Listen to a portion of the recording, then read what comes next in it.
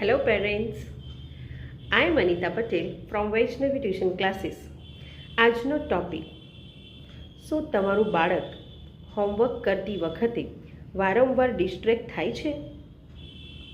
થોડી વારે ઊભા થવું, પાણી પીવા જવું, વોશરૂમ જવું વગેરે.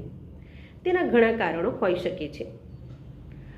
હોમવર્ક કરતી વખતે ટીવી ચાલુ હોય, મોબાઈલ પાસે હોય, અથવા તો આજુબાજુથી ઘણો અવાજ આવતો હોય તો ત્યારે બાળકનું ધ્યાન ભટકી શકે છે. દરરોજ એક નક્કી સમય અને શાંત જગ્યા પર તેને હોમવર્ક કરાવવાનો પ્રયત્ન કરો.